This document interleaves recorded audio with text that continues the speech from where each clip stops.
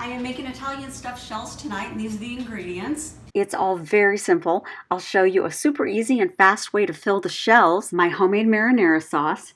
But if you can't get enough good basil right now to make homemade, this Classico has really fresh basil, fresh garlic, onion, and the right size of chopped tomatoes. I don't add anything to it. Same with the pesto. It's easy to make, or you can buy pre-made if you'd rather. This one's in the refrigerated section and it tastes totally fresh. But I definitely do not recommend this jar. It's really dark green and it doesn't taste right. But a fresh pesto on top right before serving these makes a big difference. I shred fresh mozzarella and Parmigiano cheese, but I'll show you the best pre-shredded substitutes. Now you only need one of these 16-ounce containers of ricotta cheese. I'm just making another batch for someone. These are even softer and cheesier when reheated in the microwave covered. But the recipe and all the ingredients are listed on my website, laurievermillion.com. For an easy but delicious Italian marinara sauce, I use a 28-ounce can of Cento San Marzano whole peeled tomatoes. I use 1/2 cup of finely minced onion, which is about 1/2 of an onion. You can use white onion or yellow onion. And I'll be using the other half of the onion for the ground beef mixture. And I saute 1/8 cup of finely minced garlic for both the sauce and the meat. I use fresh basil in my sauce, so rinse the basil in cold water and pat dry with paper towels. I save the 4-leaf clusters for garnish. Then cut off the stems and stack the leaves, roll along the width, not the length, chiffonade, then chop to fill 1/4 of a cup and set aside with your sauce ingredients. Okay, over medium heat, pour 2 tablespoons of olive oil in a saucepan. Add the 1/2 cup of finely chopped onion and stir about 1 minute just until tender. Then add the 1/8 cup of minced garlic and stir for just a minute. Do not let it brown. If it does, you need to start all over again. Seriously. Then add those beautiful tomatoes and 1/4 cup fresh basil. I chop the tomatoes a little bit with a wooden spoon. Then I add 1 tablespoon of sea salt, 1 teaspoon of freshly ground black pepper, and 1 teaspoon of dried oregano. Stir well and then simmer over low, covered. Let all the flavors blend, and after about 10 minutes, taste and see if you want to add anything. If it seems like it's going to be bland even after simmering for 20 more minutes, then add salt, but just a pinch at a time, and give it 5 minutes more before you taste it again. Okay, preheat your oven to 350 degrees Fahrenheit, and you'll need an oven-proof casserole, and you don't need to oil it. For the ground beef, heat 2 tablespoons of olive oil in a saucepan over medium-high heat. Add 1/2 cup of finely chopped onion and stir. Then add 1/8 cup of finely minced garlic and stir another minute.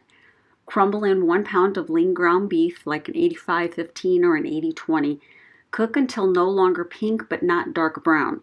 This is going to cook another 40 minutes in the oven, so you don't want the meat to be dry.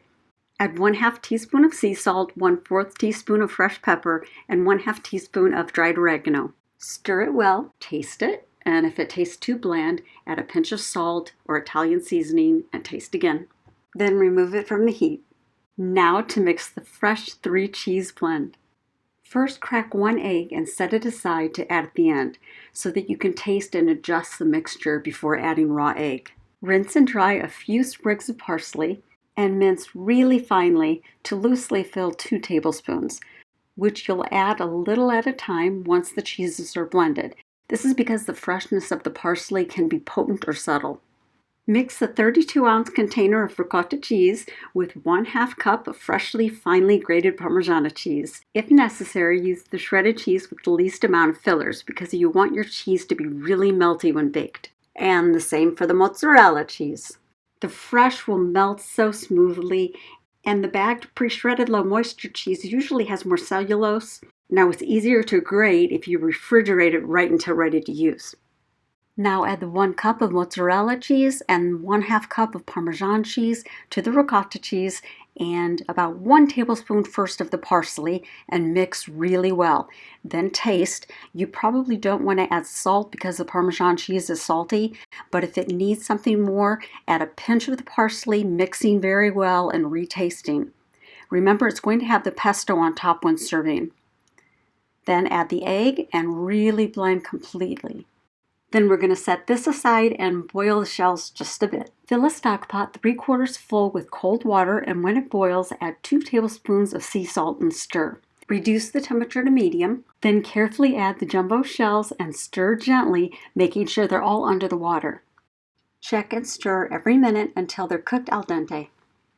Now here's an awesome trick that will keep them from tearing.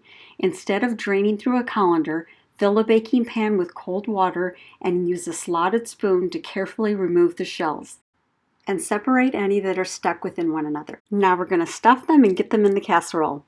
Stir the cooled meat into the cheese mixture, and now I'll show you my easy trick for filling the shells. Remove the shells onto paper towels or flour sack cloth, separating them from one another. Before you put them in there, spread a third of the sauce on the bottom of the casserole. Okay, now, instead of just stuffing the shells with awkward globs of filling and getting it all over your hands and having to wash your hands after every shell, just make a canal of the filling and it fits perfectly into the size and shape of the shells.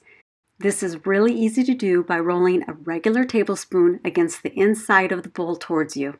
If you haven't seen how to make canals all over Instagram or YouTube, or you want to know the difference between a canal or a French rocher, I'll attach a separate video at the end of this or a link to my website.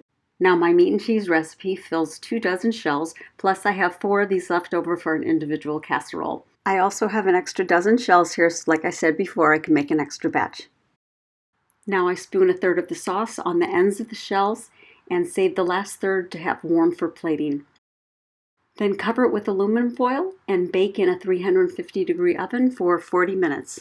If you're making individual casseroles instead, they will only need about 25 minutes or so. Regardless of the size of the casserole, you want to take them out when the sauce is bubbling but not drying out and the cheese is melty. And speaking of melty cheese, I highly recommend these extra sauces on the plate, even if you put less than I did.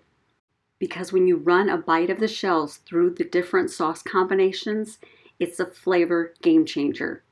A fork full of the cheese is like that long bite of melty pizza cheese, and an extra dab of pesto makes the normal bite absolutely heightened in flavor with the garlic and the basil. And you're going to warm up the red sauce, so you'll have a little bit of that for any bite. It's like every bite is a new customized flavor. I place 3 shells on each plate, drizzle them with pesto, and warm marinara sauce straight over the top. These are so fantastic. If you'd like to see any of my other videos, please click subscribe, and thanks for watching. And don't forget to hit these up with some fresh parm and microwave them the next day. They're even more melty. And you gotta make this. To see all of my videos, don't forget to click subscribe.